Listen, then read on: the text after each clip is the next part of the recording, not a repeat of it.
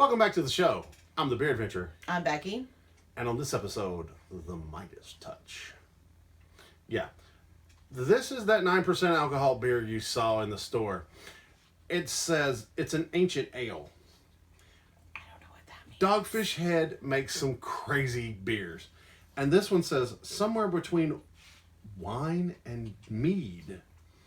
Our original ancient ale is made with ingredients found in a 27,000-year-old drinking vessel in the tomb of King Midas: barley, honey, white muscat grapes, and saffron.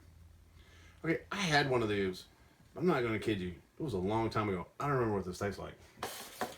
It's 9% alcohol. This thing's a beast. Pick that up in a minute. Let's see your immediate smell. Whoa.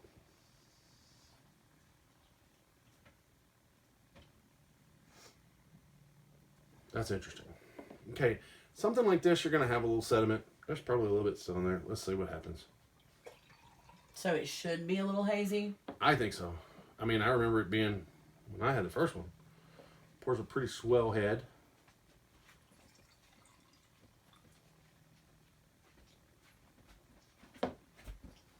Got a little head, get a little sediment there.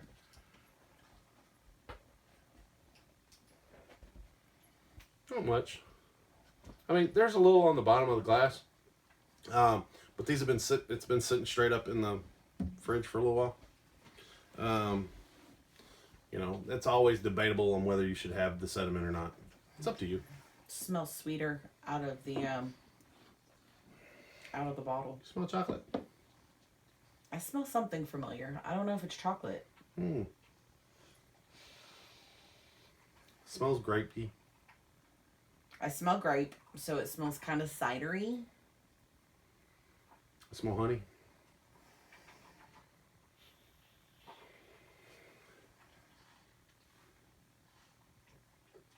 I think it's roasted that I smell, not chocolate. What's your malt?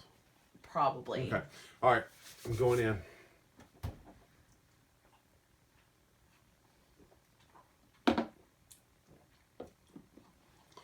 Holy cow, there's like 750 things going on in that beer. But I'll tell you what's not going on in that beer. You got chill bumps. Holy moly! I'll tell you what's not going on in that beer. It does not taste like 9% alcohol. No. As you can see, I took a very large drink out of it. I was like, oh, this would be okay. And I was like, where's that 9%? Didn't taste it at all. I honestly think this is not a cheap beer. So you're not going to pound 12 of them. But you don't taste 9% alcohol. No. I don't know if I taste the saffron.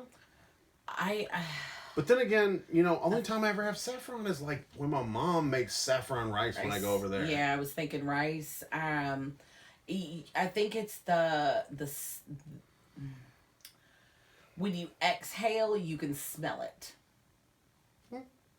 That's where I taste the saffron at, is on the exhale, because it kind of gives it that like I don't even want to say spicy, but like seasoned note to me. Okay, I feel that. Is that the way? Okay. Is that the way I want to phrase that? Seasoned. I don't know. Note? I know what you're saying.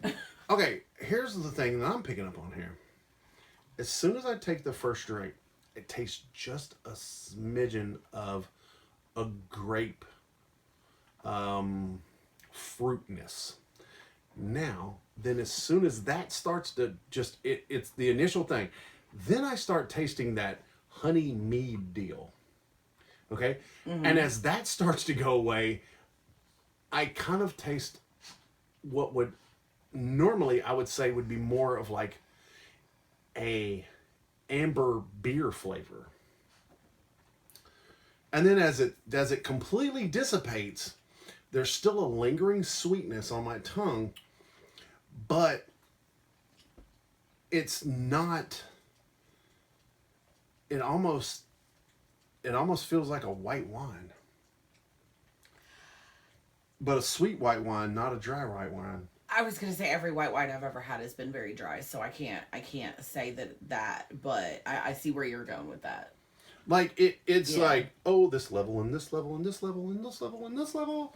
So this is like such an intricate and complex beer. I'm thoroughly impressed with it. There is so much that goes on in that first drink.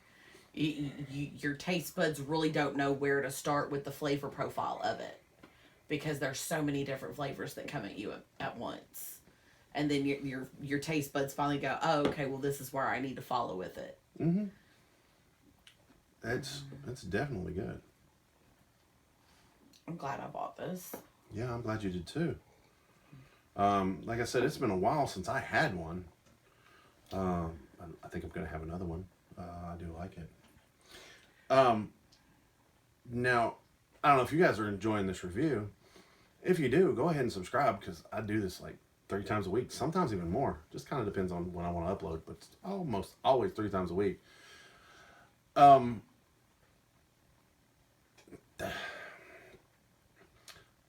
I'd be hard pressed to say that I've had a more complex beer recently.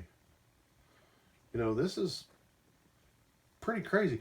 And you know, it's not, I can tell there's a crispness that comes with the hops, but it's not that overly hop IPA thing that a lot of people have been turned off by in recent years.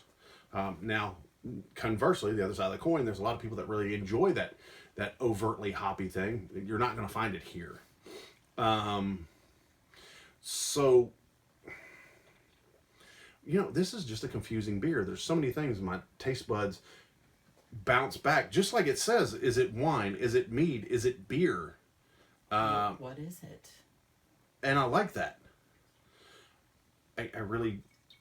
Ooh, I got some sediment there. I wonder if that's going to change it. Oh, excuse me. Probably wasn't enough to change it. I mean, that's just it is very... It's very good. I like it a lot. Let me know if you guys have ever had that. So I guess my limited palate, that's about as much as I can get. You know, there's always room for improvement in your palate. Agreed. In your life. So here's the thing. Did you dig it? Yes. I really do.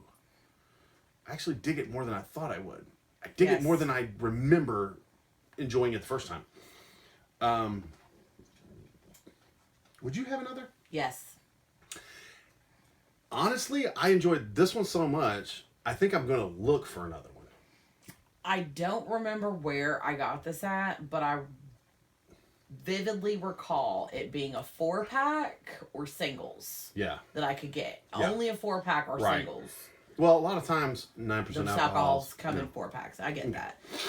So, I don't remember where I was when I got it, but I was like, oh, it was like $2. I'm going to get this. Yeah. Because I knew this was more than a $2 beer. Yeah.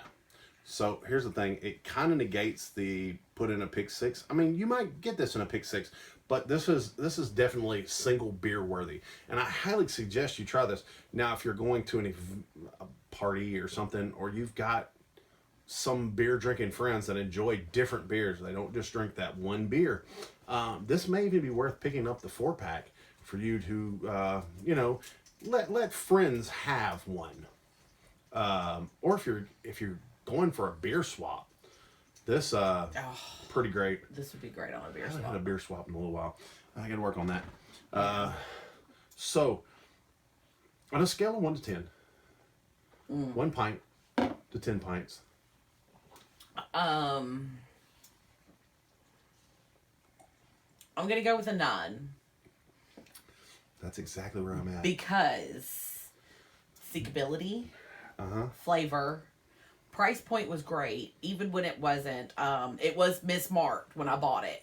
It was mismarked. He was like, oh, that's not supposed to be $2. That should be like $4. But since it rang up as the $2, I'm going to go ahead and give it to you. So my price point was great. Flavor is great. All of it is just really wonderful. It's definitely worth $4. It even at a $4 price point, this is still good. So just the seekability, the price factor, everything that goes into play on this particular bottle. Just this one itself. Yes, most definitely.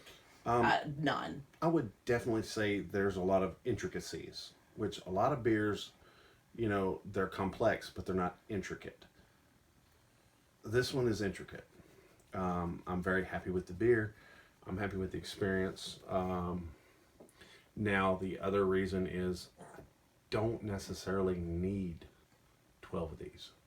No. So this would be something interesting to go ahead and get that 4-pack and have 1 or 2 in the fridge for that random.